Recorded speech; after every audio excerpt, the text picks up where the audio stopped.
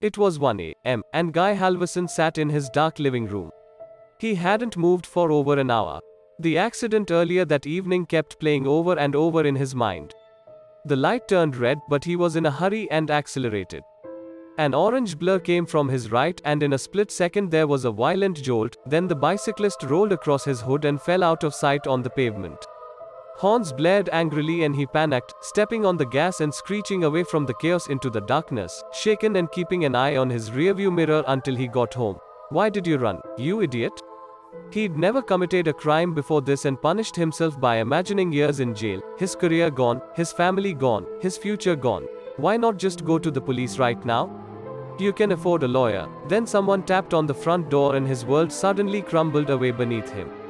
They found me. There was nothing he could do but answer it. Running would only make matters worse. His body trembling, he got up, went to the door and opened it. A police officer stood under the porch light. Mr. Halverson, asked the grim officer. He let out a defeated sigh. Yes. Let me, I am terribly sorry, but I'm afraid I have some bad news. Your son's bike was struck by a hit-and-run driver this evening. He died at the scene. I am very sorry for your loss. We bought an old house, my boyfriend and I. He's in charge of the new construction, converting the kitchen into the master bedroom for instance, while I'm on wallpaper removal duty. The previous owner papered every wall and ceiling. Removing it is brutal but oddly satisfying. The best feeling is getting a long peel, similar to your skin when you're peeling from a sunburn. I don't know about you, but I kinda make a game of peeling, on the hunt for the longest piece before it rips. Under a corner section of paper in every room is a person's name and a date. Curiosity got the best of me one night when I googled one of the names and discovered the person was actually a missing person, the missing date matching the date under the wallpaper. The next day, I made a list of all the names and dates. Sure enough, each name was for a missing person with dates to match. We notified the police, who naturally sent out the crime scene team. I overheard one text say, "Yup, it's human." Human? What's human? Mom, where is the material you removed from the walls already? This isn't wallpaper you were removing. When my sister Betsy and I were kids, our family lived for a while in a charming old farmhouse.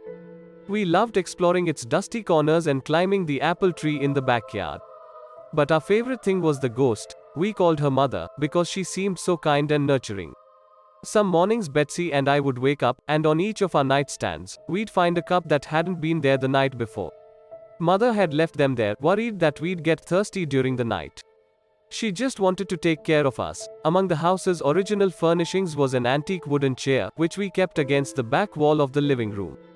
Whenever we were preoccupied, watching TV or playing a game, Mother would inch that chair forward, across the room, toward us. Sometimes she'd manage to move it all the way to the center of the room. We always felt sad putting it back against the wall. Mother just wanted to be near us. Years later, long after we'd moved out, I found an old newspaper article about the farmhouse's original occupant, a widow. She'd murdered her 2 children by giving them each a cup of poisoned milk before bed.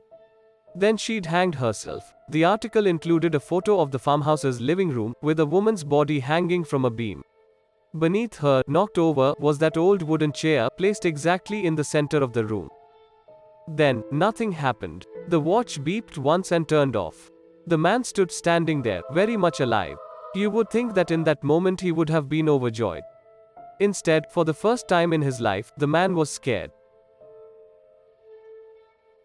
It has been said that the definition of insanity is doing the same thing over and over and expecting different results.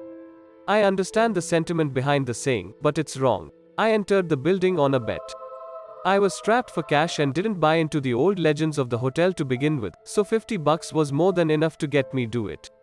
It was simple. Just reach the top floor, the 45th floor, shine my flashlight from a window. The hotel was old and broken, including the elevator, so that meant hiking up the stairs. So up the stairs I went.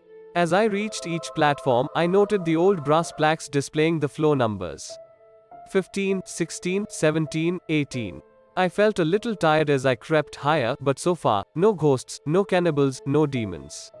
Piece of cake. I can't tell you how happy I was as I entered that last stretch of numbers. I joyfully counted them aloud at each platform. 40, 41, 42, 43, 44, 44. I stopped and looked back down the stairs. I must have miscounted, so I continued up.